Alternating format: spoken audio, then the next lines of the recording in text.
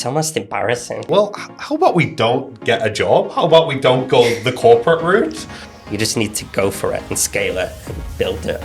Honestly, like we've asked so many people for help in so many different ways, like over the years. I feel like we've almost mastered the cheeky ask. Is like, don't accept the first no, because it usually isn't true. And if there's any opportunity to ask for feedback or like try to work out like how can I learn and grow from this no, I think like that is the key. That's one of the biggest things people struggle with. Welcome to another episode of Behind the Future. I'm your host, Becky Sims, and today I have an amazing co-host. I've got Lucia with me. Thank you very much, Becky. So my name's Lucia. I'm a student at Newcastle University. I'm actually an international student. I was born in Peru. And well, right now I'm in year 2 of computing science, and I'm just really excited to be here. Thank you so much for joining us. She's also been our intern helping run our Newcastle event, and she's been incredible. So we absolutely love Lucia. We've got the Lucia fan club over here. Oh, so thank you. Thank you for everything you've done. And then today we have 2 amazing guests with us. We have Andrew and Pete joining us from Atomic. Thank you so much. Tell us a bit about yourselves. Hey, so we are Andrew and Pete, and we run Atomic. So we basically help small business owners to scale up their business, and we do that with events and programs and our amazing community. Amazing. Thank you so much for joining us today. So Lucia, I'll let you get started with the first question. Great. Very nice to meet you, Pete and Andrew. You too. Oh, thank you. Tell us how you got into what you do today. So we actually met on the very first day of university. We were just placed in the same halls of residence together. We became friends. And then between second and third year, we set up our own business. And then when it came to deciding what we wanted to do after graduation, I was moving to Newcastle to live with my girlfriend. We were at Lancaster University at that point. And we had enjoyed running the business together. And I kind of said to Pete, well, how about we don't get a job? How about we don't go the corporate route that we felt like everyone was pushing us to do? Why don't we just move to Newcastle, give it a go, see how we get on? And the rest is kind of history. Yeah, I basically took that brave step and became the third wheel to Andrew and Vicky. We moved in and there was 4 of us.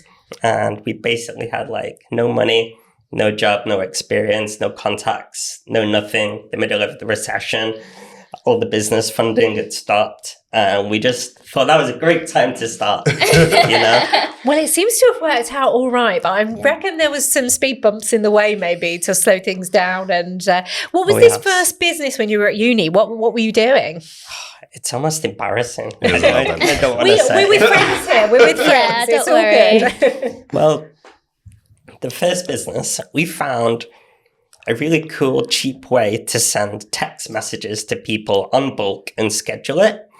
Now, this is before apps were a thing, just to caveat this, because you might be like, that's crazy.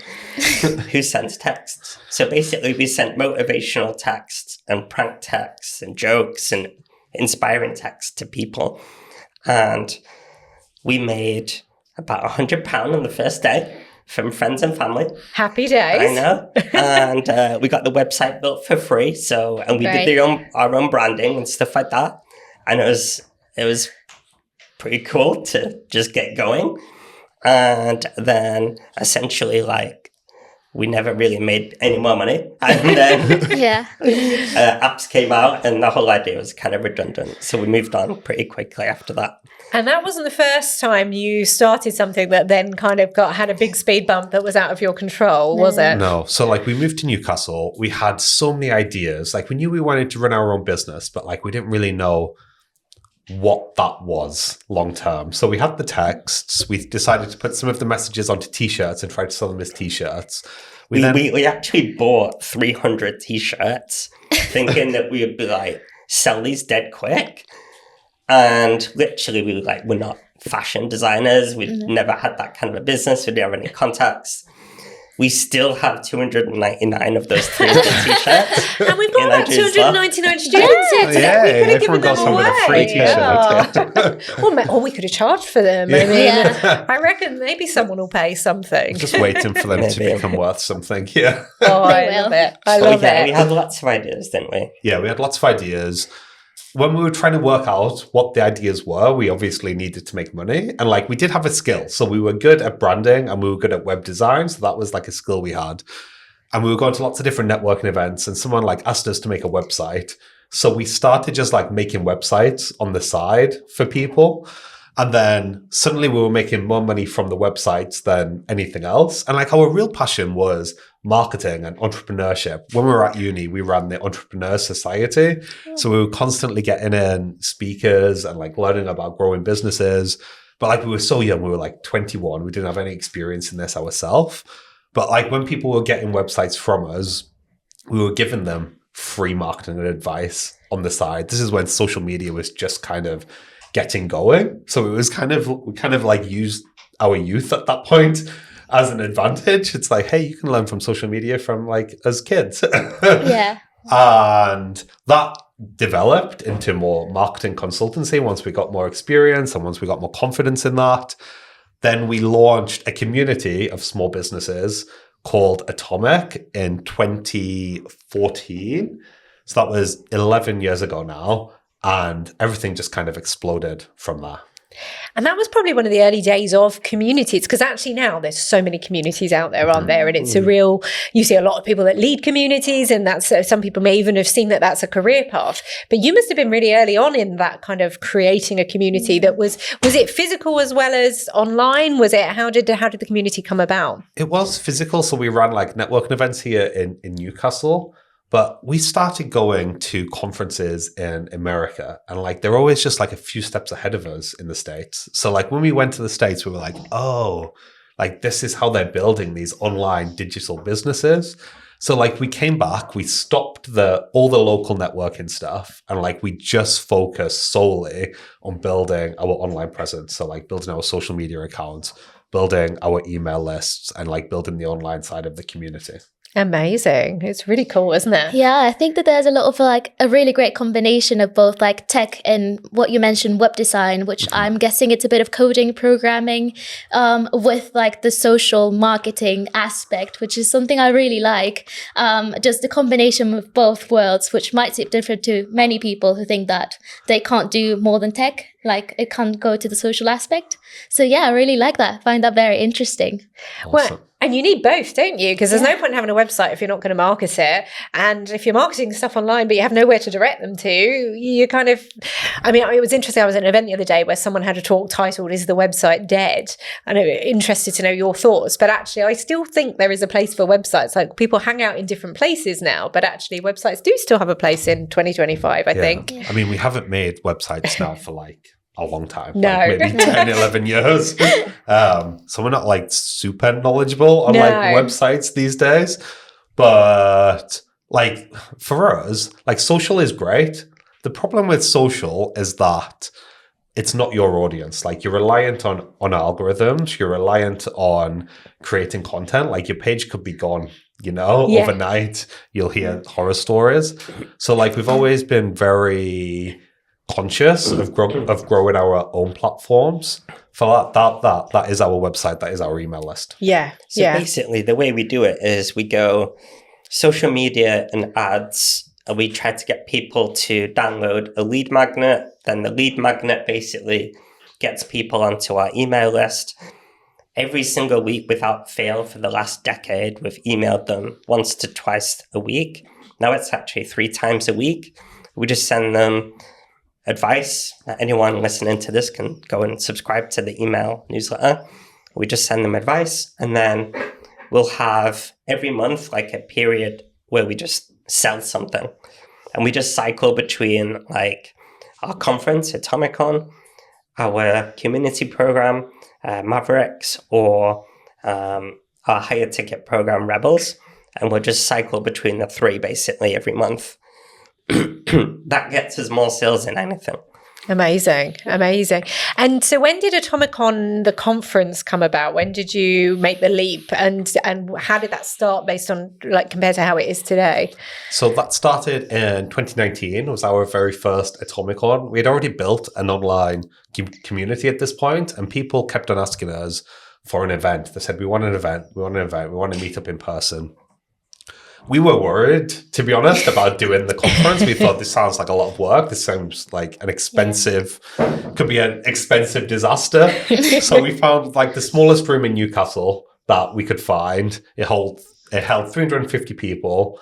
And we put on the first event, and we sold over 300 tickets in the first 5 days. And we were like, wow. Oh, okay, you did want an event, yes. Yeah. And then we loved it, didn't we? Like, we really enjoyed putting it on. We really enjoyed planning the agenda. So we decided, you know what? Like, we could do this properly. Like, we can make like a real business out of this event. So the next year, we booked the Glass House on the quayside. It was called the Sage back then. And we thought, we'll take this conference from 350 people to over 1,000 people within a year. And we set our minds to it, didn't we? We had almost 900 people coming to the second conference, which was in 2020. And you might see where this story is going. I can. We hit the pandemic.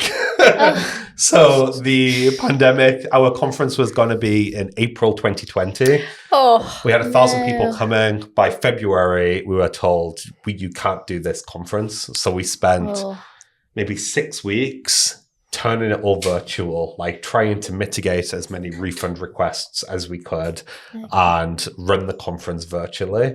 And at that point, we had actually combined the business model. So it was, you got a ticket to the conference and you got a ticket to the online community. So we had to decouple all of that. And to be honest, the first year, it's funny looking back now, because back then we thought, this pandemic's going to last like a few weeks and then we'll be fine. Didn't we? Yeah. So it was a good, solid few years of hard graft, because selling tickets to an in-person conference during a pandemic is probably the hardest thing we've ever done. Yeah. Yeah. So that year you did it virtually, but the year after, did you manage to go back to in-person? The year after, we got it in person. It was kind of like hybrid. We had about 650 people, of which maybe 2/3, I would say, were in person and 1/3 was online. Then we gave a slight gap. So it was 18 months later. We had, I think there was 800 people, then 1,000 people, 1,200 people, then 1,500 people last year. And now we're on track. We've already sold 1,200 tickets for next year. Amazing. That's amazing. So yeah. Amazing. And there was real grit to continue there, though, wasn't there? Because I think when we chatted before, you were saying that other people running conferences just ran a mile from trying to do anything in person, because there were so many rules and regulations, and you wanted to make sure you were being kind to other humans so that they felt comfortable and safe, etc. So, but well done you guys for keeping it going, because that must have been really tough. It was really tough. I feel like that was the most stressful point of our life. For sure. We thought we had COVID because we were like breathe properly. And I think there's something to be said about perseverance in business. So there was loads of other events around the 300 people mark, and all of them stopped over those pandemic years for like a good 4 years. We were like the only people that actually kept it going and tried to do it in person. And I think that when everyone was finally ready to come back, well, ours was the biggest and the best event because we'd been going longer. Yeah. And I think people recognized that and came along, thought it was awesome, wanted to come back. And so I think there's definitely something in the perseverance in business. And I think if you are going into business like 10 years later, after you've started, if you're still doing that same thing, like you should have such market dominance by that point. Yeah. Because no one else has survived that long. Most people just stop, or they quit, or they dilute the message, or they get distracted or something like that. So we've tried to stay very steady on the thing that we want to do that makes money, that people like, people enjoy, we get them good results. And if you've got that as your offer, like You just need to go for it and scale it and build it. Yeah, it's working for you. Yeah, I mean, it seems that your community has really helped you a lot throughout those years. How do you find like community engagement?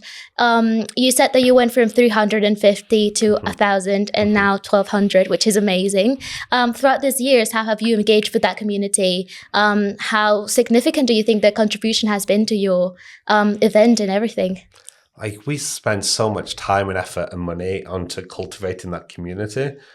I think for us, like, the difference between an audience and a community is that people build audiences online all the time where everybody knows the host of that community.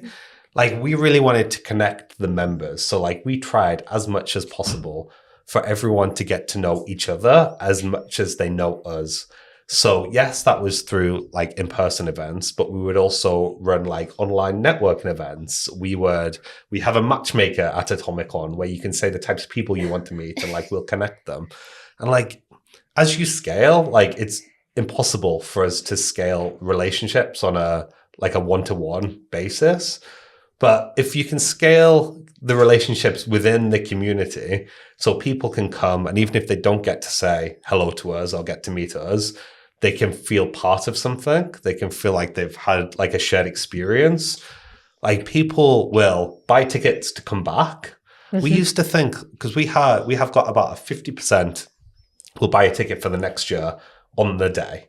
And like, we used to think that used to kill us. We were like, why isn't everyone buying a ticket? And then when we would speak to other event organizers, they would say they would get like 10 to 20%. And we were like, oh, okay, yeah, maybe we are doing okay. The beautiful thing about a community is that they have FOMO for each other. They want to be a part of the thing that their friend is also a part of.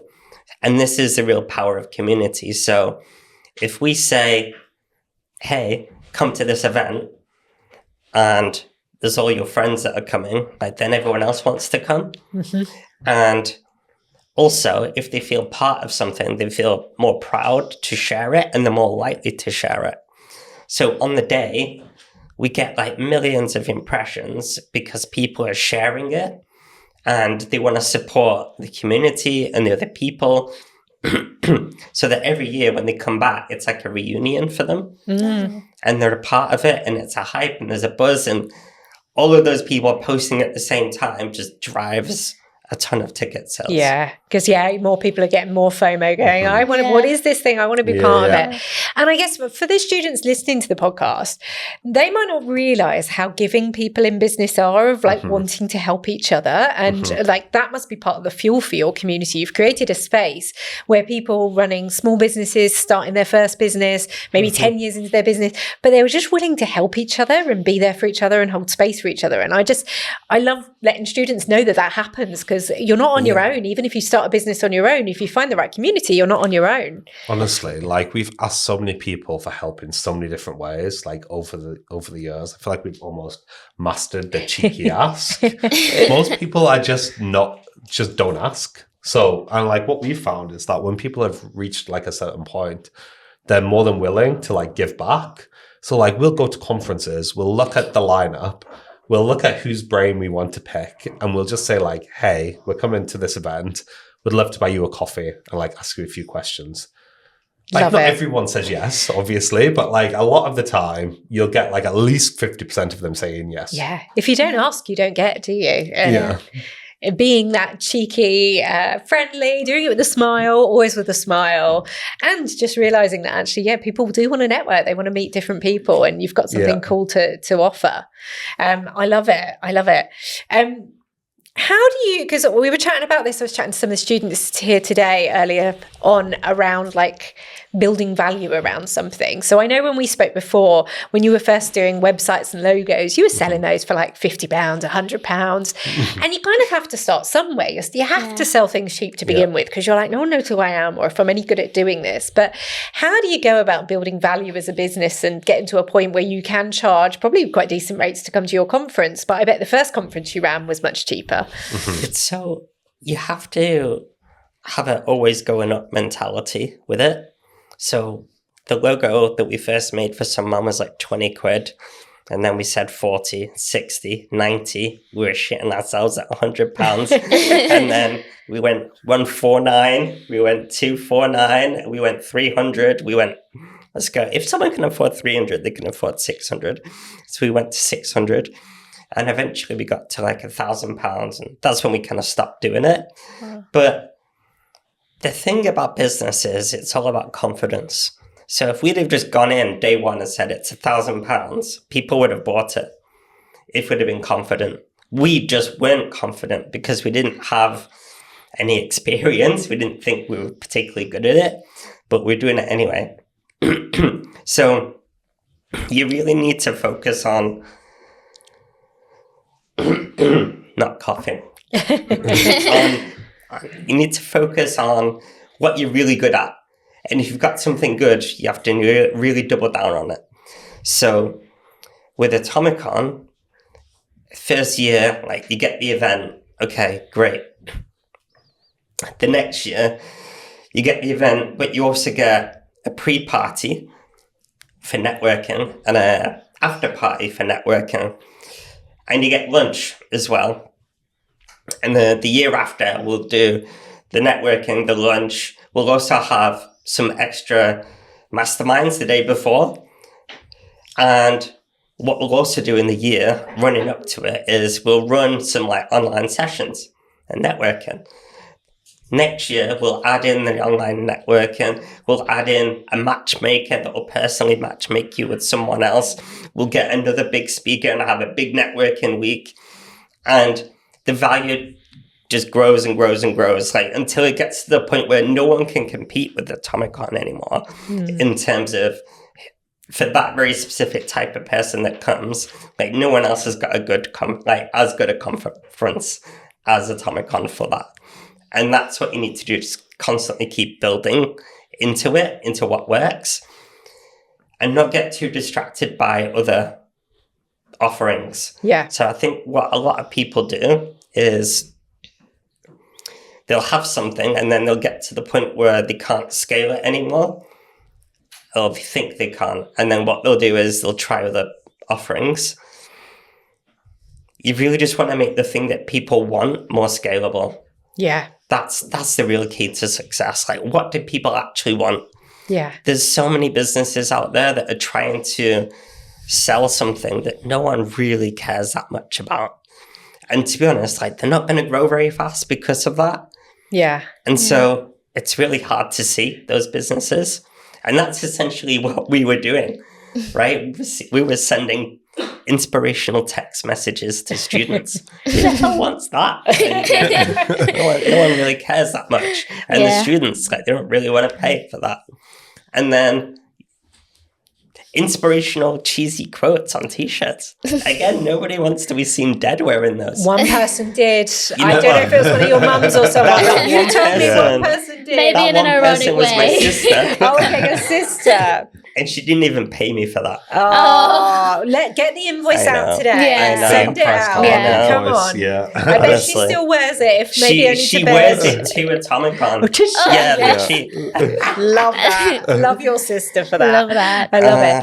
And I guess like where you've grown Atomicon, I guess a lot of that's come from feedback, from understanding your audience, because we don't always have the answers ourselves, do we? I think sometimes people think, well, I've got to do all of this, but actually part of it is listening to the people you're trying to reach. There is a caveat to that, though. We call this the loud minority. Yeah, yes. So, yes, you need to lean more into what we call reaction spikes. So, are people buying it? Are they engaging it? Are they giving great feedback? Are they renewing? Are they sharing it? But what a lot of people do is they'll do like little mini surveys, or they'll listen to the people that complain. And we call these the loud minority because the people that are not the voice of everyone. It's not actually what everyone wants, but they shout the loudest, probably. Or they make the most noise. Like, for example, people will tell us every time they've had a great time at Atomicon and they wish it was longer. It's like it's a one-day event with a fringe day the day before. And like every year, without fail, someone will come up to us and say, I wish it was longer. I wish it was longer. because nobody's coming up to us and saying, you know what, Andrew and Pete, Atomicon is the perfect length, you know?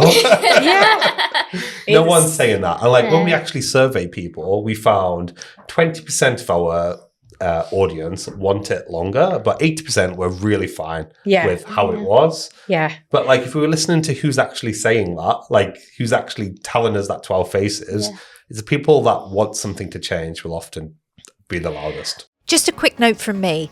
We'd love you to hit the subscribe button. This helps us more than you might realise when it comes to growing this podcast, ensuring we can bring you the best guests possible. Thank you. Back to the episode.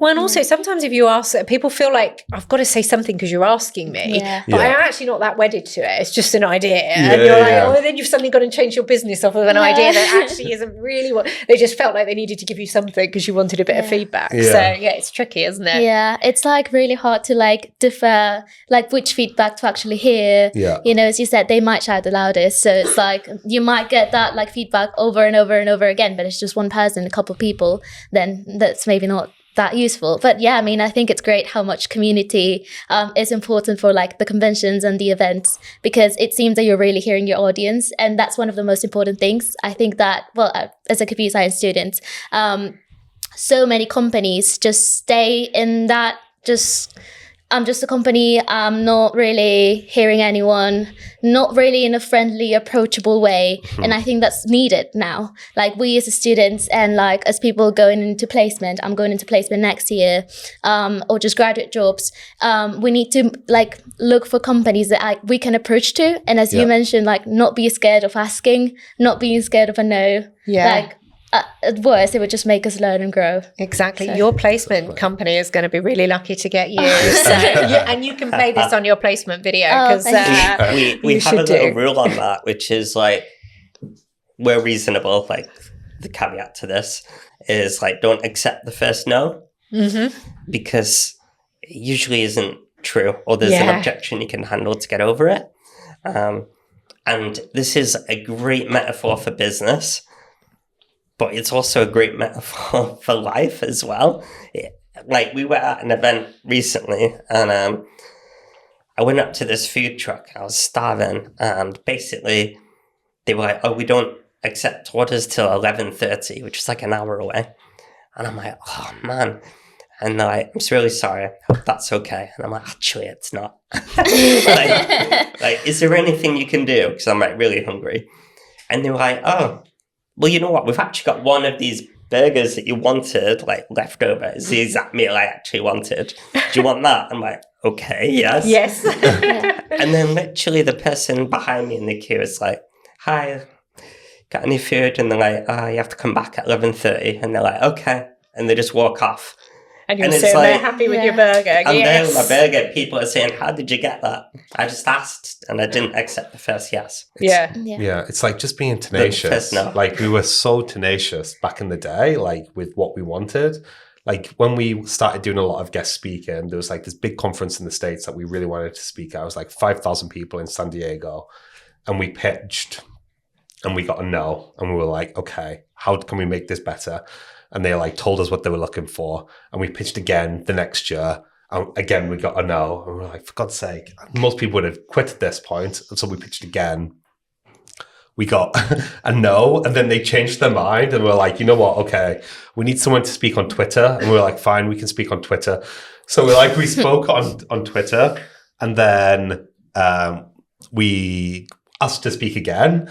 And they said, okay, but it has to be Twitter. And we were like, we really don't want to speak on Twitter. Can we like speak on anything else but Twitter? And they were like, fine, you can speak on content. So they let us speak on content. And then the year after, we ended up keynoting the whole event in front of 5,000 people.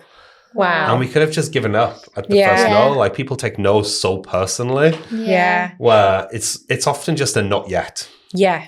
Yeah. And it's that going back and asking for feedbacks, because it sounds like when they said no, you said, okay, well, what would have helped us get this? What would you like to hear from us? For? Yeah. And do we have to talk about Twitter? Yeah. but yeah, you just have to keep persevering. But how do you... So for students listening to this or in our audience today that have heard no, because no is quite hard to hear, isn't it? It's very it feels final, but you're saying it's not final because you just need to ask again and try again. But how do they get the confidence to do that? Or do they just have to push themselves? It's not about being rude, right? So like sometimes like a no is a no. I think if you get a no, you need to like dig into why it was a no. And if there's any opportunity to ask for feedback or like try to work out like how can I learn and grow from this no, I think like that is the key. Yeah. Because thinking, I suppose, for a lot of young people, one of their first steps is going to be going to interviews. And those first interviews where you really want the job and then you hear a no. And trying to get that feedback, I think, is so important. But also you can ask for feedback in the room, can't you? You can say, before I leave today, I know you might not have made your decision, but what have you liked? What didn't you like? Like, people want to help people normally. So if you ask the questions and have the confidence to, people will give you that feedback. Yeah. When we spoke before, we talked about, and I'm going to paraphrase your words, the never-ending treadmill of entrepreneurship.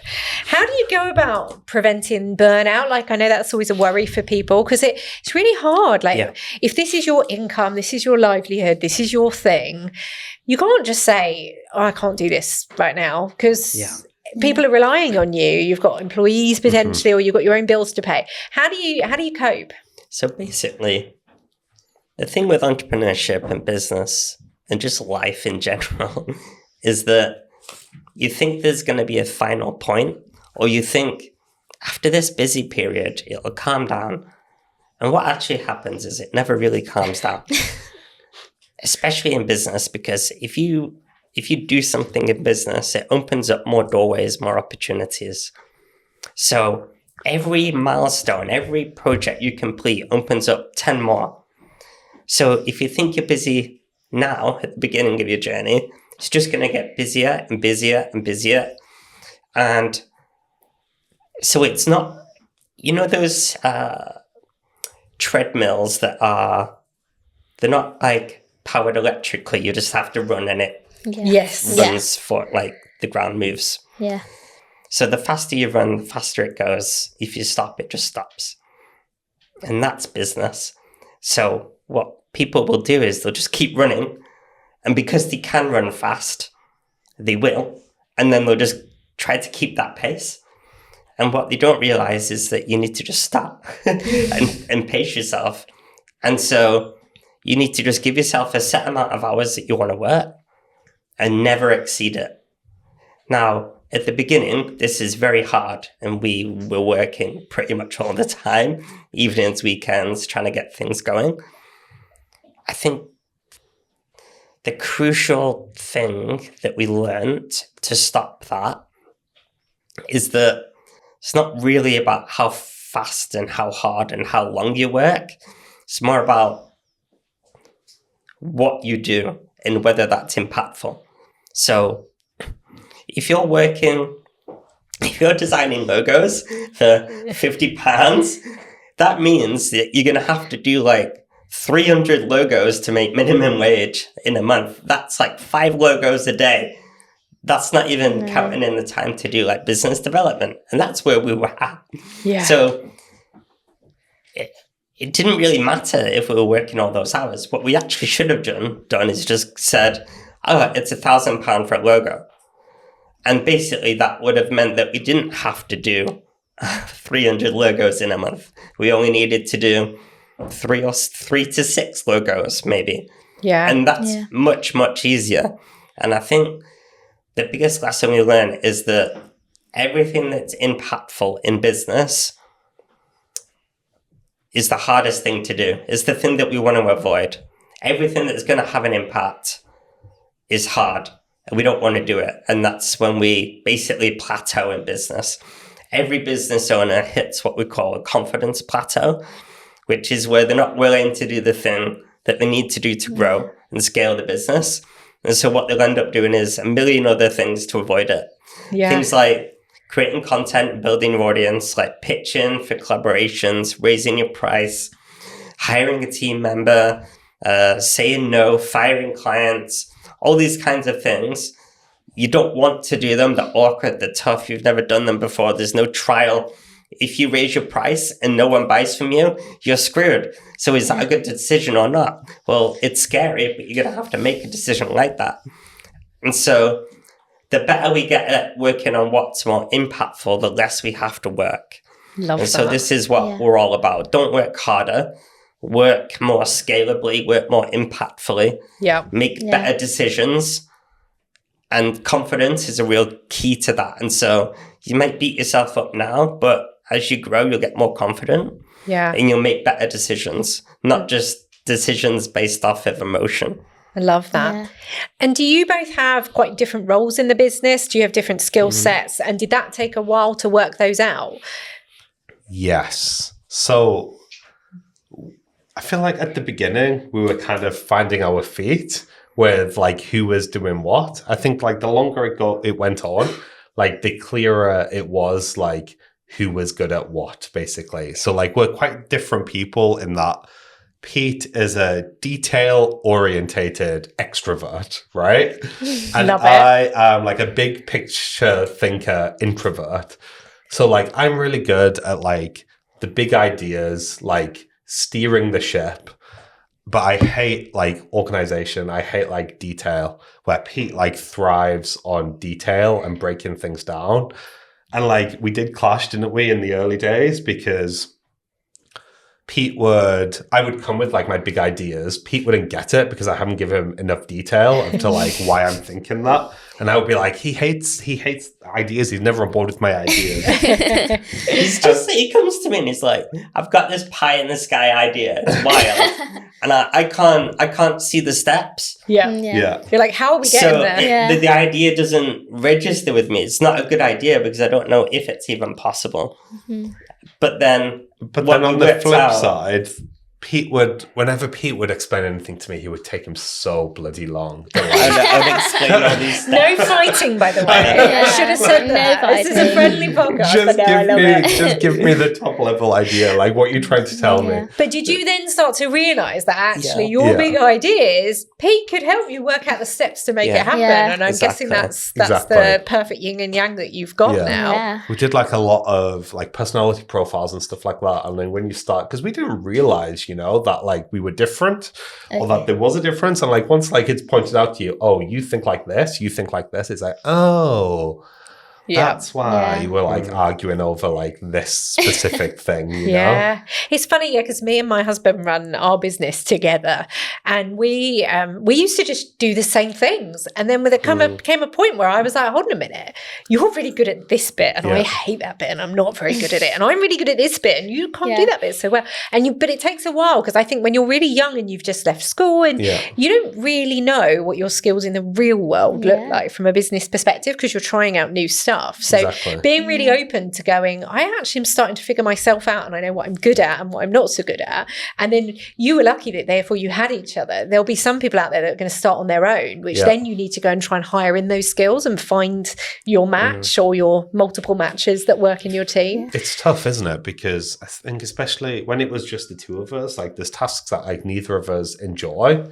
So like as we've grown the business and grown the team, like we've been able to like hire in those roles or outsource those roles. Like that's the toughest part of starting, especially by yourself. It's like you have to force yourself to do those things because Yeah. like someone's got to do it at some point. Yeah.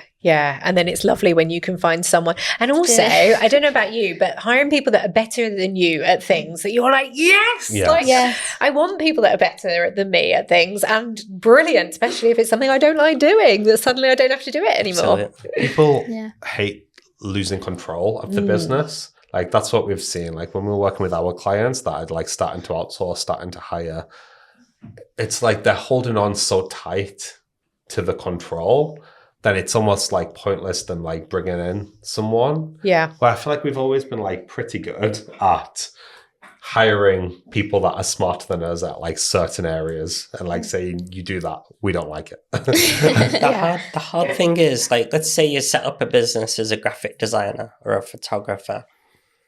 You then have like a personal brand. People expect you to do the work. You build up a bank of experience and portfolio. And then one day you realize, oh, I can only make a certain amount of money. And to grow, I'm going to have to hire other photographers. But then nobody's going to be as good as me. Nobody's going to do it in my style, the way I do it. No one's going to handle my clients the same way as me. And then they just basically don't hire anyone because they're too scared of what that looks like. Yeah. This is what I was saying before. They hit a confidence plateau. So then they'll go off and they'll try to launch a photography course, which no one actually wants. They just want to hire the photographer. You know, if you've got a wedding, you don't want to do a course, No. you know, but you just want to hire the photographer. So then they get stuck. They can't scale and they're scared and the income just stays there. Yeah. It Yeah. just plateaus completely. And so this is where they need to raise prices, hire people, get better at selling, and learn how to become more of a manager and delegate that.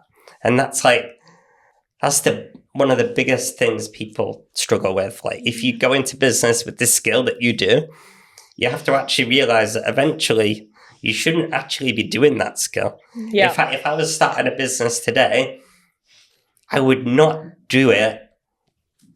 I would not try to learn a skill and deliver that skill, because that can be a way to start, don't get me wrong, but essentially you're just going to create a trap for yourself. Yeah. Yeah. And so you need to be if you do that, you need to be thinking longer term, how do I turn this into some kind of system or formula that someone else can do for me on behalf of me for my clients, so I'm not doing it all the time.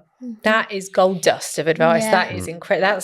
That's the top advice, isn't it? Because if it's a business just for you, you can't scale it. You need to find a way to make it scalable. You're also supposed to grow in a business. Like, you have to share your knowledge with other people, but you also have to learn from other people. If you're hiring someone that's much more smarter than you, in my case, if I ever had a business, I will definitely, I'm a computer science student, but I'll definitely hire someone that knows more of programming. I love programming. It's just something that I could not do like every single day. But I will hire someone who's like an expert in coding and programming and knows all the languages. And that probably will be like beneficial for me, because I wouldn't have to do things that maybe I don't like that much. Maybe Exactly. I don't want to program every single day. And I could learn from them, because if they're experts at that, if they're really good at that, then that would be great. So, Like, I mean, literally, if you just went and if you wanted to do that as a business, and you went and found someone that you thought, they are absolutely amazing at this, like, just find out how much they cost, and then confidently go and find your next client. Tell them how amazing it's going to be for them, the end result, because you've seen it. You know what it's like, and then you can basically just tell them that person's price, but with your cut on top. yeah. And then boom, like, you've got an amazing experience and skill to give them, like, not by you. Because if you have to compete, if you go into business now, you're competing with people that have been there for 10 years. Yeah. It's so hard to catch up and get the experience and confidence. And so it's just really tough. I do also get that some people do want to be freelancers and just have a skill and make money from that. And that's absolutely fine. Again, though, you get to the point where you're not making enough money that you want to make. You want to make more. And if you do bring in other people, you can cherry pick the projects that you really want to work on. Yeah. And the rest of your team can do the other stuff. Yeah. So I would never, even in that mindset, I would never disregard having a team. No, definitely. This has been brilliant. Have you got any final questions that you want to ask while we've got Andrew and Pete here, or do you feel like you've got enough from them today to inspire you? Yeah. Well, it's been a pleasure to meet you. Just any words of wisdom. I know that you had, in certain moments like COVID and just at the start, very like moments where it was the kind of difficult. Do you have any advice for when business just starts getting a bit rocky? I know that you really focus on community engagement. Are there any other things that motivated you to keep going? I would say have a 5-year plan. So for us, like 5 years is far enough into the future for us to be able to achieve something like super exciting. But it's not too far in that it feels like too far out of reach. So like we're always working to like our 5-year plan. So like when we hit rough patches, like COVID or other rough patches we've had, it's like, how do we quickly, as efficiently as possible, get back on the path to that 5-year plan?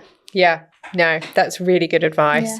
You guys have been amazing. Thank you so much you. for Thank you so much joining for having us. us. Thank you Honestly, very lovely. much. We've loved it. I'll make my 5-year plan now. Good. Yes, Lucia. That's good. And so can our audience. And Yes. Lucia, thank you so much Thank for you, joining us Becky. as well. And thank you to the Newcastle Business School for hosting us here today. We've been here running one of our Aspiration Digital events, and we hope you've enjoyed this podcast episode, and we hope to see you on another episode of Behind the Future soon. Thank you. Thank you. Thanks, everybody. Thank you, Cheers. everybody. Whoop, whoop. That concludes another brilliant episode of Behind the Future. Thank you so much for listening. You can listen back to other episodes on YouTube or your podcast platform of choice. Make sure you hit the subscribe button, as that will help us to grow this podcast, ensuring we can get the best guests on here for you to learn from. You can also follow us on socials, linked in the show notes for exclusive content. See you on the next episode.